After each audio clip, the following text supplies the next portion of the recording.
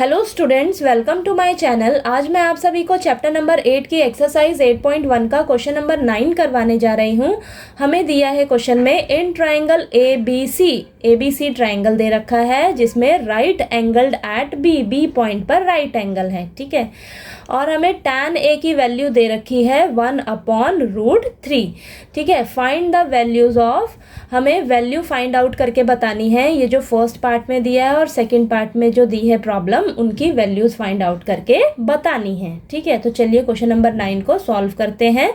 सबसे पहला काम आपने क्या करना है, एक राइट एंगल ट्राइंगल ड्रॉ कर लेना है, ठीक है। तो हमने राइट एंगल ट्राइंगल ड्रॉ किया ABC, जिसमें बी पॉइंट पर हमारा राइट एंगल है, यानी कि बी पॉइंट हो जाएगा हमारा 90 डिग्री, ठीक है। अब हमें क्या गिवन है क्वेश्चन में वो लिख लेते हैं। Given tan A is equal to 1/√3, ठीक है। tan A की वैल्यू दी है 1/√3, तो आपको tan के लिए फॉर्मूला पता है तो वो लिख लेते हैं। शॉर्ट ट्रिक, पीले बेटा पीले, हर हर बोल के, ये जो परपेंडिकुलर अपॉन बेस है लास्ट वाला, ये आपका tan थीटा के लिए फॉर्मूला है, ठीक है। tan थीटा के लिए तो क्या है, परपेंडिकुलर अपॉन बेस, ठीक है। तो अब हम एंगल A को कंसीडर करेंगे, ठीक है। एंगल A को जब कंसीडर करेंगे तो एंगल A के सामने वाली साइड हमारी परपेंडिकुलर हो जाएगी, यानी कि BC हमारा परपेंडिकुलर होगा, ठीक है। तो ये ऊपर लिख देंगे। और बेस क्या हो जाएगा हमारा, एंगल A को जब कंसीडर करेंगे तो इस साइड पे ये दोनों एंगल बन रहे हैं, तो AB साइड हमारी हो जाएगी बेस, ठीक है। यानी कि BC/AB हमें दिया है 1/√3, ठीक है। यानी कि BC है हमारे पास 1 और AB साइड दे रखी है हमें √3, ठीक है। अब हमें ये साइड और ये साइड पता है, ठीक है, दोनों। अब AC साइड जो है हमें निकालनी पड़ेगी, ठीक है। जब हमें दो साइड दी हो और तीसरी साइड निकालनी हो तो हम यूज़ करेंगे पाइथागोरस थ्योरम, ठीक है। तो लिखेंगे बाय यूजिंग पाइथागोरस थ्योरम।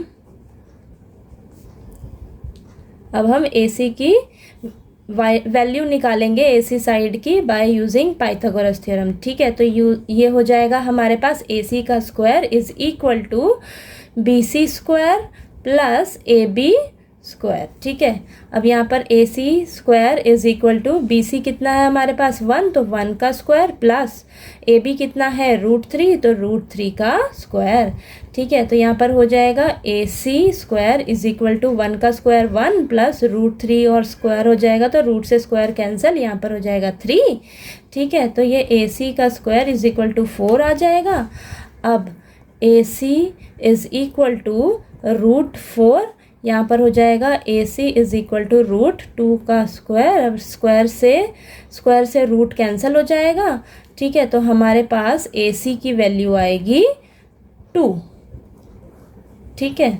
तो AC साइड हमारे पास कितनी निकल कर आई 2, और BC हमें दे रखी थी 1 और AB साइड दी थी हमें √3, ठीक है। तो ये आपने लिख लिया। अब हमें तीनों साइड्स पता लग गई, तो हम सबसे पहले लिख लेते हैं तीनों साइड्स, ठीक है। कितनी है, BC हमें 1 दी हुई थी, AB हमें √3 दी थी, ठीक है। यहाँ पर AB है, AB इज इक्वल टू √3 और AC साइड हमने निकाली है 2, ठीक है। अब हमने तीनों साइड्स लिख ली। अब हमें इजी रहेगा थोड़ा सॉल्व करने में, ठीक है। तो हमें फर्स्ट पार्ट दिया था sin A into cos C plus cos A into sin C, ठीक है। अब हमें sin A cos C plus cos A sin C की वैल्यू निकाल कर बतानी है, ठीक है। तो सबसे पहले आप क्या करना, साइड में ना sin A निकालो। सबसे पहले साइन के लिए क्या फॉर्मूला होता है, ये तो आपको पता ही है, पीले बेटा पीले, हर हर बोल के, यानी कि साइन थीटा के लिए क्या फॉर्मूला है, परपेंडिकुलर अपॉन हाइपोटेन्यूज, यानी कि परपेंडिकुलर अपॉन हाइपोटेन्यूज, ठीक है। तो अब हम एंगल A को जब कंसीडर करेंगे ना, तो एंगल A को जब आप कंसीडर करोगे तो आपका परपेंडिकुलर ये होगा BC साइड, ठीक है। और हाइपोटेन्यूज क्या होगा आपका AC साइड, ठीक है। तो आपके पास sin A की वैल्यू कितनी निकल कर आएगी 1/2, ठीक है। यानी कि sin A की वैल्यू आ गई आपके पास 1/2, ठीक है। अब आपको क्वेश्चन में और किसकी वैल्यू निकालनी है, cos C की, ठीक है। तो यहाँ पर लिखिए आप cos C, ठीक है, अब आप क्या करेंगे, आप ट्राइंगल में देखिए, कॉस के लिए सबसे पहले तो क्या फॉर्मूला होता है आपका, बेस अपॉन हाइपोटेन्यूज। ठीक है, अब आप डायग्राम में देखिए, एंगल सी के हिसाब से, एंगल सी के हिसाब से अब देखेंगे, एंगल सी को जब कंसीडर करेंगे तो इसके सामने वाली परपेंडिकुलर होगी। ठीक है, ये साइड हो जाएगी हमारी बेस और ये तो हमारी हाइपोटेन्यूज ही रहेगी। ठीक है, यानी कि अब हमारी बीसी साइड जो है वो बेस हो जाएगी और एसी तो हमारी हाइपोटेन्यूज ही रहेगी। तो बीसी कितनी है आपके पास 1 और एसी साइड कितनी है आपकी 2। ठीक है, तो आपके पास कॉस सी की वैल्यू कितनी आ गई 1/2। ठीक है, अब हमें नेक्स्ट क्या देखना है, कॉस ए की वैल्यू चाहिए, तो यहाँ पर अब हम कॉस ए के लिए निकाल लेते हैं। ठीक है, तो कॉस ए के लिए, कॉस के लिए फॉर्मूला आपका यही है, बेस अपॉन हाइपोटेन्यूज। ठीक है, तो बेस, अब एंगल ए को कंसीडर करेंगे। ठीक है, जब एंगल ए को कंसीडर करेंगे तो ये आपकी परपेंडिकुलर हो जाएगी। ठीक है, ए के सामने वाली परपेंडिकुलर हो जाएगी, ये आपकी बेस होएगी। बेस क्या होगी आपकी ए बी और हाइपोटेन्यूज तो आपकी ए सी ही रहेगी। तो अब क्या हो जाएगा, ए बी साइड √3 अपॉन ए सी कितनी है 2। ठीक है, यानी कि कॉस ए की वैल्यू कितनी आ गई आपके पास √3/2। ठीक है, √3/2 आ गई। अब आपको नेक्स्ट क्या चाहिए, साइन सी, साइन सी की वैल्यू चाहिए, तो साइन सी के लिए अब देखेंगे। ठीक है, साइन के लिए फॉर्मूला होता है आपका परपेंडिकुलर अपॉन हाइपोटेन्यूज। ठीक है, अब आप क्या करिए, ट्राइंगल में एंगल सी को कंसीडर करिए, तो एंगल सी के सामने वाली परपेंडिकुलर यानी कि ए बी आपकी परपेंडिकुलर हो जाएगी और हाइपोटेन्यूज तो आपका यही रहेगा ए सी साइड। ठीक है, तो ए बी कितनी है √3 अपॉन हाइपोटेन्यूज कितना है आपका 2, यानी कि साइन सी की वैल्यू आपके पास कितनी आ गई √3/2। ठीक है, अब आपको हर एक टर्म की वैल्यू मिल गई। अब आप क्या करिए, जो आपसे पूछा था उसमें आप फटाफट से भरिए और वैल्यू निकाल कर बता दीजिए। साइन ए कितना आया 1/2 मल्टीप्लाई कॉस सी कितना आया 1/2 प्लस कॉस ए कितना आया √3/2 इंटू साइन सी कितना आया वैल्यू √3/2।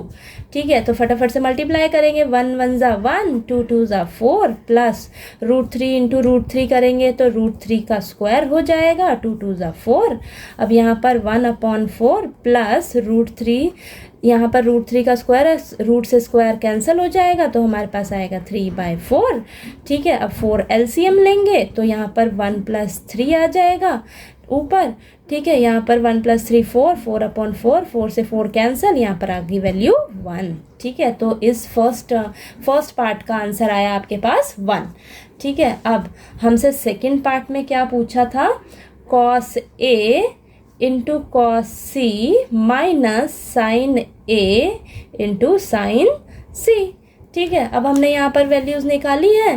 ठीक है, आप फटाफट से इसमें देखिए और पुट कर दीजिए। कॉस ए कितना निकला है हमारे पास √3/2 इंटू कॉस सी कितना निकला है 1/2 माइनस साइन ए का वैल्यू कितना निकला है 1/2 मल्टीप्लाई में साइन सी का कितना निकला है √3/2। अब मल्टीप्लाई करिए, √3 को 1 से करेंगे तो √3, 2 2 ज़ा 4 माइनस √3 को 1 से करेंगे तो √3 और यहाँ पर 2 2 ज़ा 4।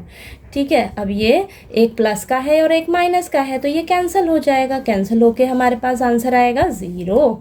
ठीक है, तो सेकंड पार्ट का आंसर आया हमारे पास 0। ठीक है, तो क्वेश्चन नंबर 9 आपको अच्छे से समझ आ गया होगा। ठीक है, अब हम एक बार शॉर्ट में देख लेते हैं कि क्या आपको करना है। तो क्वेश्चन नंबर 9 में हमें दिया था ट्राइंगल ए बी सी। ठीक है, बी पॉइंट पर हमें 90 डिग्री दिया था, tan ए की वैल्यू 1/√3 दी थी। ठीक है, तो एंगल ए के हिसाब से ये परपेंडिकुलर हो जाएगा, ये आपका बेस हो जाएगा। तो परपेंडिकुलर आपको 1 दे दिया है और बेस आपको √3 दिया है, तो आपको हाइपोटेन्यूज कैलकुलेट करनी होगी। तो हमने हाइपोटेन्यूज जब कैलकुलेट करी तो यहाँ पर हमारे पास ए सी का वैल्यू कितना आया 2। ठीक है, तो ए सी वैल्यू आ गई 2। यहाँ पर आप सबसे पहले काम क्या करेंगे, तीनों साइड्स कितनी हैं आपके पास वो आप लिख लीजिए, तो इससे आपको इजी रहेगा। ठीक है, तो आपको बी सी 1 दी थी, ए बी √3 दी थी, ए सी साइड आपने निकाली है 2। ठीक है, अब आपने क्या करना है, फर्स्ट पार्ट आपसे जो पूछा था वो लिख लेना है। ठीक है, अब एक एक करके ना साइड में आप सभी की वैल्यूज़ निकाल लो। जब इन सब की एक एक करके वैल्यूज़ निकाल लेंगे तो आपको सिर्फ इसमें पुट करना होगा और आपके पास सॉल्व करके आंसर आ जाएगा। ठीक है, तो आप साइन ए निकालिए। साइन के लिए फॉर्मूला होता है परपेंडिकुलर अपॉन हाइपोटेन्यूज। ठीक है, तो ये आपने देखा कि परपेंडिकुलर क्या है, हाइपोटेन्यूज क्या है, तो आपने यहाँ पर वैल्यू पुट करी और साइन ए की वैल्यू आ गई। ऐसे ही कॉस ए की वैल्यू आ जाएगी, कॉस ए की वैल्यू आ जाएगी, साइन सी की वैल्यू आ जाएगी। ठीक है, तो आप फटाफट से क्या करिए, इसमें पुट करिए और सॉल्व करके आंसर फर्स्ट पार्ट का आ जाएगा 1। ऐसे ही सेकंड पार्ट ये आपको दिया हुआ है। ठीक है, आपने यहाँ पर वैल्यूज़ निकाली हुई है। अब यहाँ पर आप देख के पुट कर दीजिए और आपके पास सेकंड पार्ट का आंसर आ जाएगा 0। ठीक, तो बच्चों आपको क्वेश्चन नंबर 9 अच्छे से समझ आ गया होगा। नेक्स्ट क्वेश्चन नंबर 10 के लिए हम नेक्स्ट वीडियो में मिलते हैं। और अगर आपको मेरा वीडियो अच्छा लगे तो प्लीज़ लाइक कीजिए, शेयर कीजिए और ज़्यादा से ज़्यादा सब्सक्राइब कीजिए। Thank you so much.